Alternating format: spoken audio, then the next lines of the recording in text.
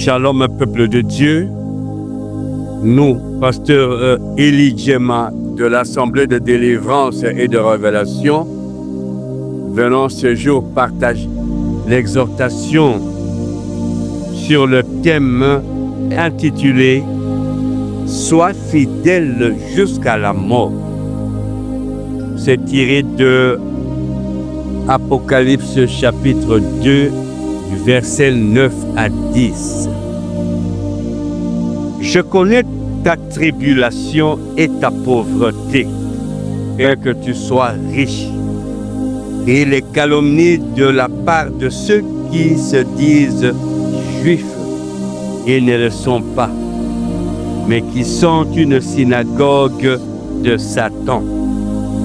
Ne crains pas ce que tu vas souffrir. Voici, le diable jettera quelques-uns de vous en prison, afin que vous soyez éprouvés. Et vous aurez une tribulation de 10 jours. Sois fidèle jusqu'à la mort, et je te donnerai la couronne de vie. Jean, sur l'île de Patmos, avait vécu une expérience spirituelle autre. Et par cette expérience, nous sommes avertis des choses présentes et à venir. De cette lecture, il y a du lieu de circonscrire quelques éléments dont la tribulation et la fidélité. Parlons de la tribulation. L'évangéliste Matthieu, à son chapitre 13, verset 21, dit « Mais il n'a pas de racine en lui-même. Il manque de persistance. Et dès que survient une tribulation ou une persécution à cause de la parole, il y trouve une occasion de chute. » Matthieu donne la compréhension de la tribulation. Matthieu dit: c'est une persécution à cause de la parole. Notre acceptation de l'évangile de Jésus-Christ attire toujours la persécution.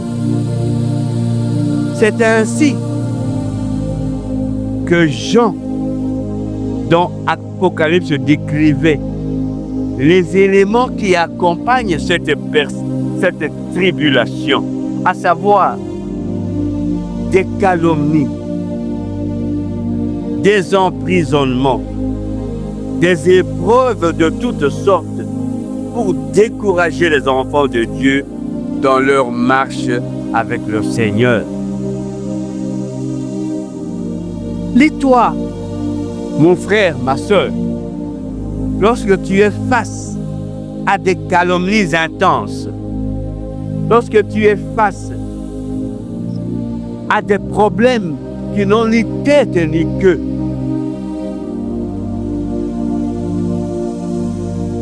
Jean nous demande, Jean nous révèle que ces actes relèvent de la tribulation à cause de la parole que tu as acceptée, de la parole que tu vis.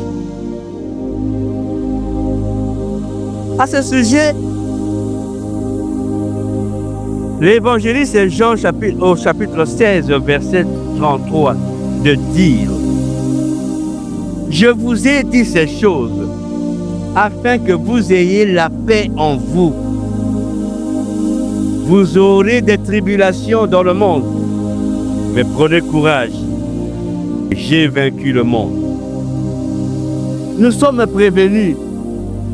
Et cette exhortation, c'est pour nous fortifier, nous qui sommes sous des persécutions, nous qui traversons des tribulations intenses,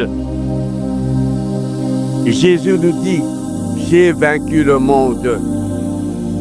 Au-delà de ces tribulations, de ces persécutions, continuons à persévérer et à marcher. Bien-aimés dans le Seigneur, dans Actes chapitre 20, verset 23, il est écrit, seulement de ville en ville, l'Esprit Saint m'avertit que des liens et des tribulations m'attendent. On ne peut pas être un enfant de Dieu. On ne peut pas être un serviteur de Dieu, un pasteur, un évangéliste, un intercesseur, une servante, et que nous ne soyons pas face à des tribulations. Nous aurons parmi nous, dans nos communautés, des gens qui vont se lever pour s'opposer à nous, s'opposer à l'évangile de Jésus-Christ. Nous aurons dans nos familles des gens qui vont s'opposer. Nous aurons dans nos communautés des personnes qui viendront bloquer l'œuvre. Mais dans Actes, on nous prévient que ces tribulations nous attendent, que ces obstacles, ces persécutions, ces découragements nous attendent toujours. Et Romains, à son chapitre 8, verset 35,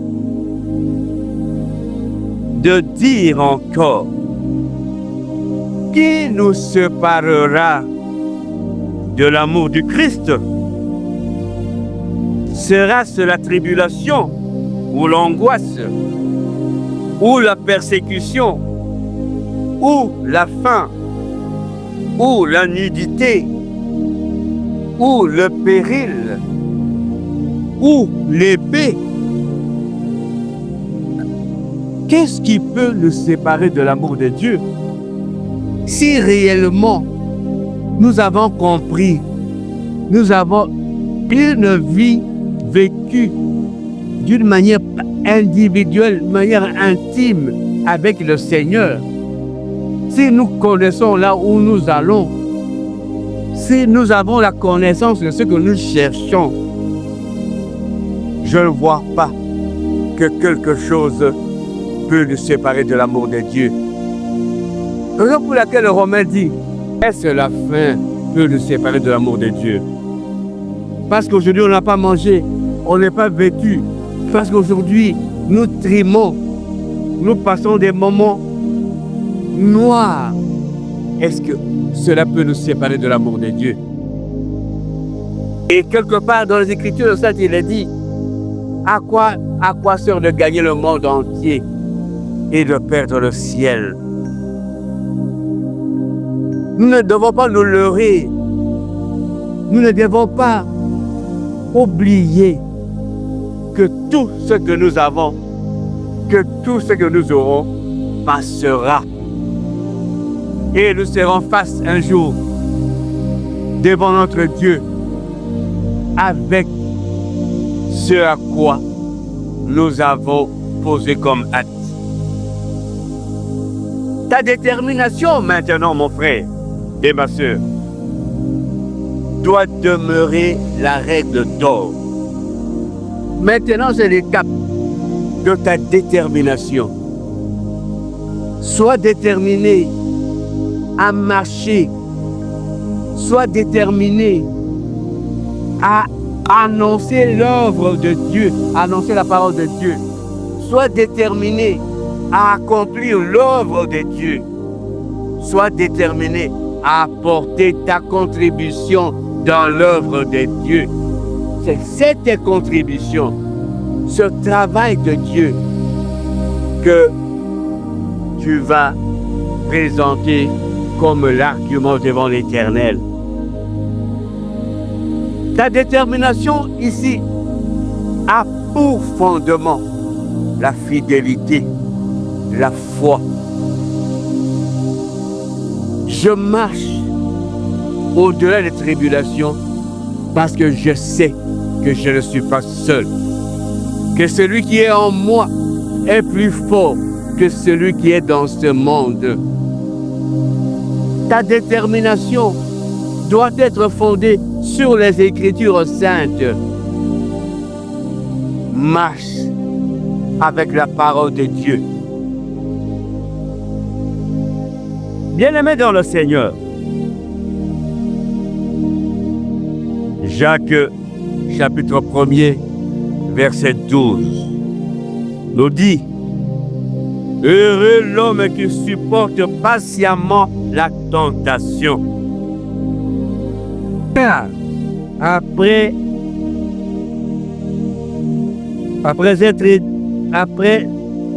qu'il ait été éprouvé, il y recevra la couronne de vie que le Seigneur a promise à ceux qui l'aiment. Jacques n'est pas allé par le dos de la cuillère. La vie chrétienne est une vie de tribulation. Mais la fin de la tribulation, à la fin de la tribulation, si nous sommes demeurés fidèles aux Écritures saintes, si nous sommes demeurés fidèles jusqu'au bout, la couronne de vie nous sera accordée. Cette exhortation est le leitmotiv pour le chrétien qui abandonne le chemin du salut à cause des emprisonnements, à cause des angoisses, à cause de toute autre persécution. Non, mon frère, ma soeur, n'abandonne pas. Marche, demeure fidèle, car Dieu, notre Seigneur Jésus-Christ, est un Dieu fidèle. Il récompense ceux qui lui font confiance.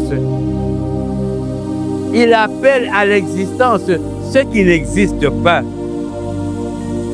Affronte tous les défis avec foi en Jésus-Christ.